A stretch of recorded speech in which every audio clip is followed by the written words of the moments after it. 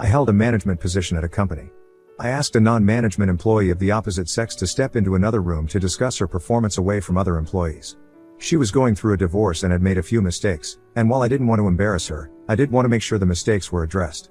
She acknowledged it and thanked me. An hour later I was escorted from my office by security and was informed by my boss that a sexual harassment complaint had been made and proper protocol was to suspend me. I asked what it was and was told, "We need to investigate. I can't disclose that." He assured me that it shouldn't take long and if I wasn't guilty of anything, I'd be paid for the time out. I again asked what the accusation was and was told that as there was an ongoing investigation I was not permitted to know, but if they had questions, I would be contacted. I wasn't happy, but knowing that I didn't do anything wrong, I left the building. Later that night, I received a notification on my phone that my email password was incorrect. After 2 days, I called my boss asking for an update and was told he was not available but I would hear something soon. I began calling daily and received the same response. Finally, I received a letter in the mail informing me that I was terminated for exposing myself and requesting sexual favors from an employee. The employee listed was the young lady I had pulled into the side room. I immediately called up my boss and was told, he is unavailable, and said to say the matter is closed. My buddy, the IT guy, messaged me on Facebook asking what happened as he'd been told to deactivate my accounts. When I told him the whole story, he replied, "You took her into the X room.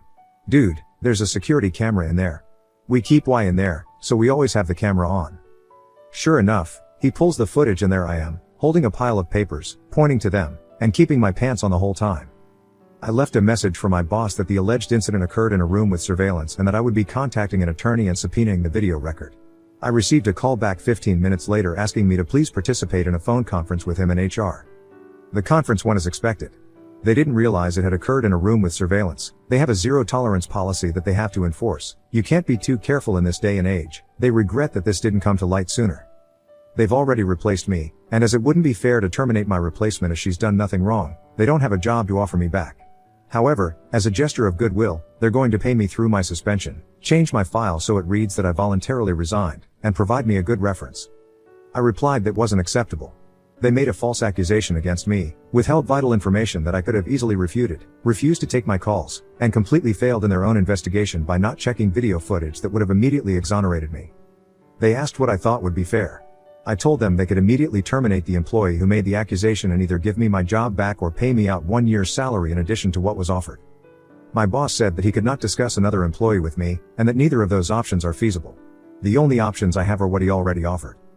I replied that the options I gave are the only way I'm not going to sue the company along with the employee. My boss replied that I signed an agreement when I was first hired saying I would take all disputes through arbitration and that I waived my right to sue the company. I do not remember signing the agreement, and I have not seen it, but it apparently says that I will take all disputes to arbitration, I will bear the costs of arbitration, and that I will accept the decision in arbitration. He stated that I will not fare any better in arbitration than he's already offered and I'll be out the money to cover the arbitration. I feel like I'm being bullied here, and don't think he would have scheduled a phone conference with such immediacy if he didn't think the company was vulnerable to a lawsuit. I'm waiting on a call back from a few employment attorneys. Do I have a case? Am I wrong to feel that this is unacceptable? Update 1. Quite a bit has happened in the last few weeks. A friend of mine at another company, after hearing what happened, told me his company had an opening. I applied, interviewed, and at the end the manager asked me what I'd like to be called. 2 days later I got a call saying they'd gone with another candidate. My friend admitted to me that he'd gotten some flack for recommending me. Apparently HR had worked with one of the employees at my former company, and called the employee to ask what the deal was with me. To which the employee responded, he got fired for sexually assaulting a subordinate. I think he's actually being charged criminally. I'm literally crying as I type this. It's a nightmare that won't end. Long story short, I lost my shit, called up my old company, boss wouldn't get on the phone with me. Had an attorney draft a letter of demand and send it off. Had another phone conference scheduled. They once again regret that an employee provided a reference outside of the prescribed channels. The employee was coached on the proper way to handle such requests. My attorney informed them that in addition to wrongful termination, we would be adding defamation to our complaint against them. They insist that they have not broken any laws and they cannot control the actions of an individual employee who went against company policy. So we're at an impasse there. Either I move ahead against them, or I walk away. At this point I'm ready to drag this through court. I tried to take the high road and go elsewhere, but they're regretting a lot that they've done to me without any action to correct it. Oh, I almost forgot. A few days after my last post, they sent me a packet of papers. Standard non-disclosure notifications, COBRA, and a blank copy of the arbitration agreement for me to sign. Why a blank one, you ask? Well, it seems somebody fucked up. They weren't making people sign when I was hired, and HR never bothered to have me sign when I worked there. I of course have signed nothing that they sent me, including that agreement. I considered allowing arbitration if they pay the costs and I have approval over who is selected, but my attorney has advised not to do that. I wish I had better news to report. Things aren't as hopeless as they'd first seemed, but not as easily fixable either. As for the employee who made the accusation, I know you're eager to hear, but at this point I can't comment on what's happening there. Thanks for all of the advice and support so far. I promise to update when everything resolves, if not sooner, as much as I can. Update 2. Everything has resolved, and I've been wanting to give you guys an update, but had to wait until my lawyer gave me the okay to talk about things. So let's start from the beginning. I pulled one of my direct reports, Deborah, into another room to discuss a few mistakes she made, but did not discipline her further. After this, she went to Joyce, one of the managers above me but not in my direct line of report. Equal to my boss in terms of reporting structure. When Joyce heard that I had taken Deborah into another room without any witnesses, she said to her that it was unprofessional. Apparently her exact words were, you could accuse him of being inappropriate with you, and I would have no choice but to believe you. This was repeated several times, with a strong emphasis on no choice. Joyce then asked Deborah if I had been inappropriate with her, saying, "It will only happen again if you don't speak up now. If you do now, we can take action." Taking the not at all subtle hint from Joyce, Deborah accused me of exposing myself to her, and I was placed on leave pending an investigation. Joyce immediately sent out an email that nobody besides the secretary was to speak with me without an attorney present, and told the IT guy, Paul, to deactivate my access. James, my boss, had a resume from Terry, an employee in Joyce's department, applying for my job before close of business that day, and she was hired. Paul and I talked. He provided me with video proving my innocence. The company continued to stonewall me, and refused to talk to me. When they did, they attempted to push me into arbitration, and to retroactively sign an arbitration agreement. I cut my losses, took another job, and was ready to move on. Sandy, an employee in Joyce's department, broke protocol, talked to HR at the new company, told them I had sexually assaulted a subordinate, and cost me the job. So that brings us up to date. My attorney and I launched a civil suit against the company and Deborah. Bet you're wondering how I know the above. Well, good old Joyce said she'd protect Deborah if she came forward. Unfortunately, that only extended to her job. So when she was named individually in this suit, corporate told her they would not be providing her an attorney. After realizing that she'd be putting her house up for collateral, she was all too willing to throw Joyce under the bus. Joyce went to Paul, the IT guy, who was one of her reports, and gave him a list of footage to be procedurally wiped as part of an archive clearout. He pointed out that the incident with me was on that list and part of an ongoing investigation. Joyce told him that it was no longer needed and to go ahead and wipe it.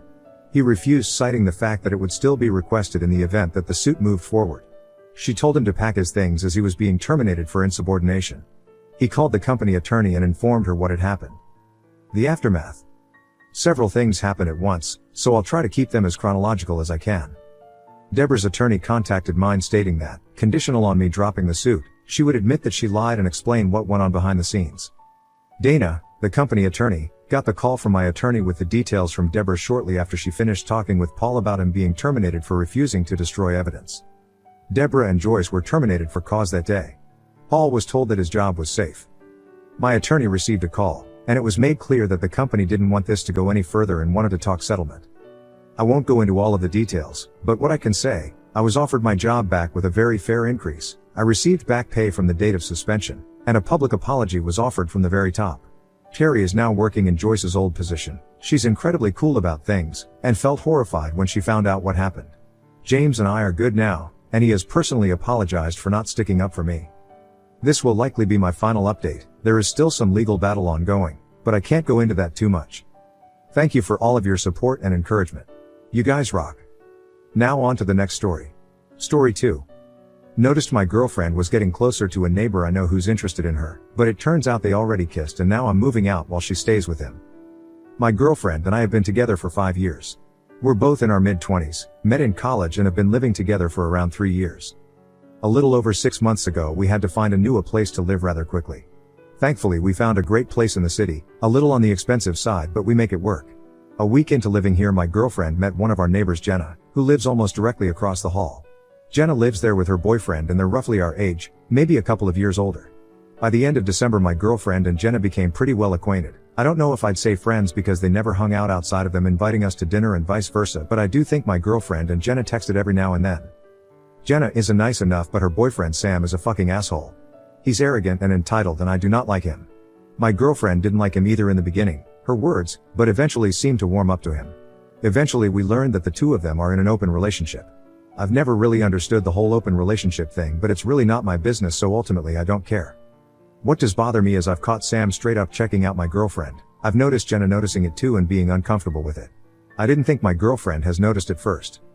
About 2 months ago, when my girlfriend and I were coming home from dinner with a friend, we heard the two of them screaming at one another from inside their apartment. My girlfriend wanted to knock and see if things were okay. I wanted to leave it alone, so we knocked. Sam answered and says it wasn't the best time, and Jenna pushed past him and left with a suitcase. He called after her, but she told him to go fuck himself, and that was it. 2 weeks later we didn't hear a thing from either of them. My girlfriend texted Jenna asking if she was okay and got no response. This next bit I only know because my girlfriend told me. She caught Sam as he was leaving and she was coming home from work, and she asked him if things were okay. He confirmed they broke up and that Jenna has moved out completely.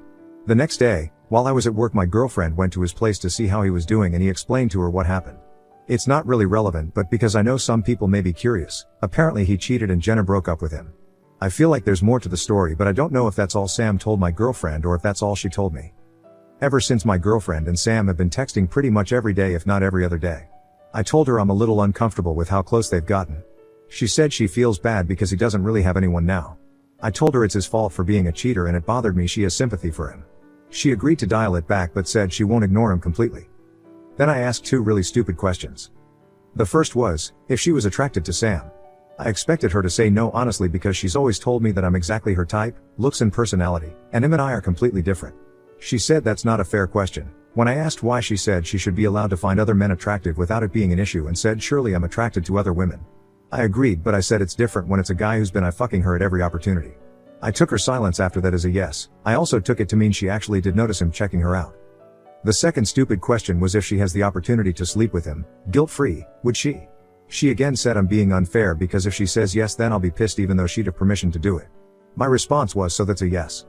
We were quiet for a while after that until someone texted her. She looked at the message and then looked away, and I asked who it was. She didn't answer me and I got visibly upset. I started walking to our bedroom and grabbed a bag to pack some clothing. She followed me and said they're just friends. I asked if she would be willing to show me her phone. She hesitated but said yes, but the hesitation was enough for me. I grabbed my bag and my laptop and told her I just need to get away from here for a while and clear my head. She asked what that meant and I said I have to think about some things and left. So here I am. Sitting in a hotel room, wondering what the fuck is happening in my relationship and wondering if I screwed things up, if she did or if we both did. Update 1, June 23, 2024. Well, first of all I want to say that I didn't expect this to blow up as much as it did, and I want to thank everyone for the encouraging comments and for reaching out personally, even if I didn't respond. Lots of people said that I made a lot of mistakes, not checking her phone, not confronting him, leaving after our fight. Hindsight I guess, but I just didn't want to be there anymore in that moment. I was able to reach out to Jenna. She confirmed her and Sam had an open relationship, but it was one-sided, which she said worked for the longest time, until it didn't. She said she told Sam after the first time we were invited for dinner my girlfriend was off limits. Then she confirmed she came home and caught them kissing. She also said it's not the first time he's broken the rules. She apologized for not telling me sooner but said she just wants to put him behind her. She also asked me not to contact her again. I called my sister afterwards. She's the one who helped me find Jenna's socials, and we talked about me coming home for a while to clear my head. I said that entirely depends on what I find when I get home. I might have been able to forgive a kiss. When I got home last night our apartment was empty. It surprised me how not surprised I was that she wasn't there. I put my things down, took a deep breath and went to his apartment. When he answered, I pushed on the door to open it wider and my attention went immediately to her. I asked her if we could talk alone. When she didn't move and looked towards him, I said fuck it and pushed past him into his apartment. He sarcastically told me to come in and close the door. I told them I know about the kiss. She looked surprised. He didn't. He said you talked to Jenna then, and I said yeah, she told me everything. He said he doubts that. I said I know he's cheated on Jenna before, and he admitted that he's broken the rules of their relationship before, but said Jenna isn't a saint either. He said their relationship was incredibly toxic on both sides, and I said she seemed like a good person to me. He said I don't know her. They were together for 7 years and he knows her better than anyone. I said I didn't believe him. My girlfriend told me that Jenna sent her really nasty messages when she texted her asking if she was okay and tried to apologize. I shrugged and said, so? She had every right to be angry. Sam immediately jumped to her defense and said, at me, Paige didn't know the rules of our relationship, so for all she knew that kiss was within them. It was quiet for about a minute and then I asked my girlfriend how long it took after I left for her to come knocking on his door. She told me I left her in relationship limbo and didn't know if I was even coming back. Which didn't answer my question, but I dropped it because I was never going to get an honest answer. I didn't need to ask if they slept together because she was in her underwear and a t-shirt and he was only wearing sweatpants. I went to leave and told her I'm moving back home and I'll be emailing our landlord and telling him I want out of the lease and that she'll be taking it over completely. She said she can't afford that. I told her I don't care. Then I left.